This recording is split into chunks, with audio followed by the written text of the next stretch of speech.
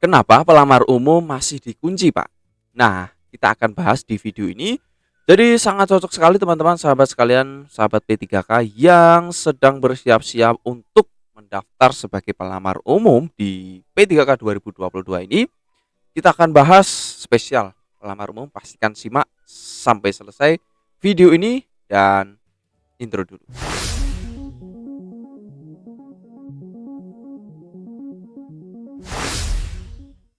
Assalamualaikum warahmatullahi wabarakatuh. Halo Bapak Ibu sahabat semuanya, jumpa lagi di channel Skillpedia ini.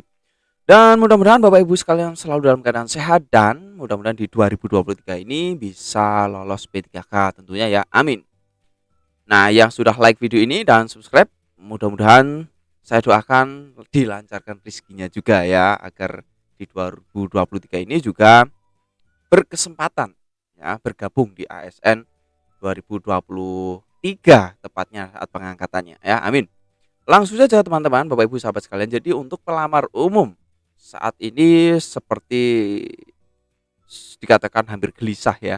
Karena hingga detik ini masih dikunci ya, masih dikunci. Belum bisa diklik pelamar formasi, belum bisa apapun, belum bisa diotak-atik apapun ya. Masih stuck ya sampai di sini pada tahap jenis seleksi formasi, apalagi belum bisa lanjut ke tahapan berikutnya teman-teman ya ini.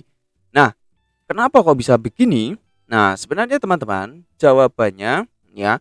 Tapi sebelum kita jawab, kita ingin bahas dulu secara detailnya ya, secara detailnya. Yang pertama, ya berkaitan dengan alur seleksi pelamar umum. Ya, jadi Bapak Ibu, sahabat sekalian, untuk alur seleksi pelamar umum seperti yang teman-teman lihat di sini ya. Jadi pelamar umum ya mulai dengan mendaftar di sini ya. Mulai dengan mendaftar pelamar umum, ya lalu di SSC-ASN ini sudah ya. Lalu pemilihan formasi ya, dan setelah pemilihan formasi ada seleksi administrasi ya, kemarin sudah berjalan dan sanggah juga sudah ya. Lalu seleksi kompetensi. Nah, sampai di sini untuk seleksi kompetensi teman-teman pasti sudah paham ya. Untuk pelamar P3K yang formasi umum itu ada tes menggunakan CAT, bukan lagi menggunakan penilaian kesesuaian ya. Sekali lagi menggunakan CAT seperti ini, ada tes kompetensi teknis, manajerial, sosial kultural dan wawancara ya ini. Nah, sekarang tentu teman-teman sudah mulai selalu memantau di portal SSC-ASN ya. Tetapi teman-teman perlu dipahami baik-baik ya. Kenapa? Bahwa untuk pelaksanaan pelamar umum ini teman-teman harus pahami. Untuk P3K 2022 ini kan ada pelamar prioritas 1, 2, 3 dan pelamar umum. Nah, pelamar umum ini akan dilaksanakan setelah P1, P2, P3 ini beres baru menuju ke P4 atau pelamar umum. Dengan catatan juga kalau masih tersisa formasi. Kalau tidak ada formasi maka ya tidak bisa lanjut untuk pelamar umumnya, teman-teman. Begitu ya. Oke, sampai di sini mudah-mudahan bisa dipahami ya. Kalau belum paham silahkan tinggalkan di kolom komentar dan kita lanjut lagi sampai di sini yaitu pada tahapan jadwal di sini, teman-teman. Nah, sekarang kita lihat di sini.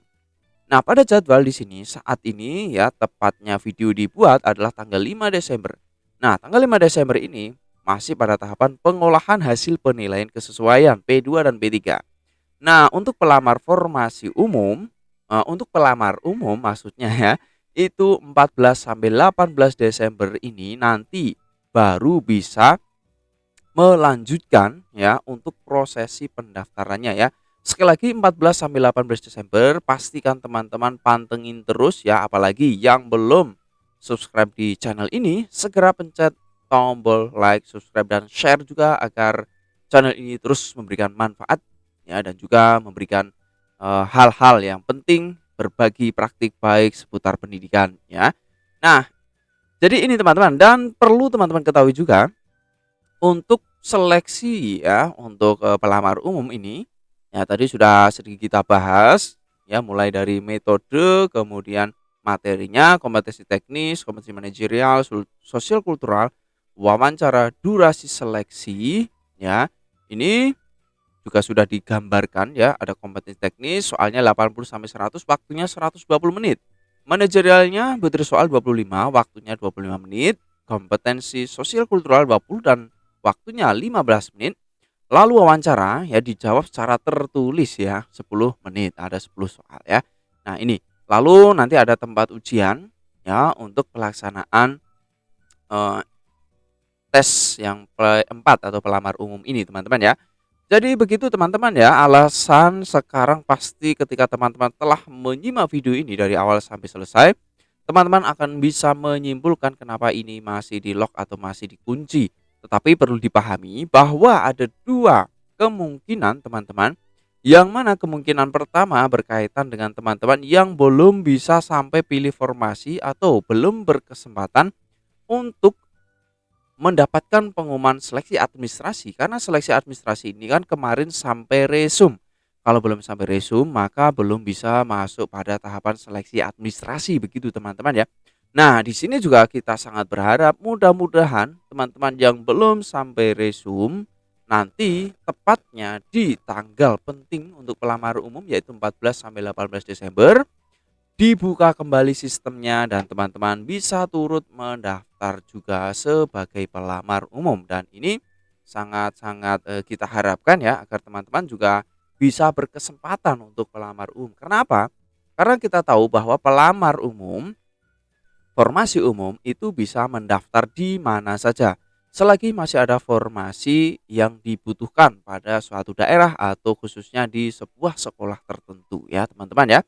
Jadi mudah-mudahan pertanyaan ya ini yang sempat ditanyakan oleh sahabat rekan guru kita ya, kenapa pelamar umum masih dikunci, ini bisa terjawab di video ini dan jika video ini bermanfaat jangan lupa di-like, share ya teman-teman dan subscribe. Sampai jumpa di video-video kami berikutnya. Selamat malam. Assalamualaikum warahmatullahi wabarakatuh.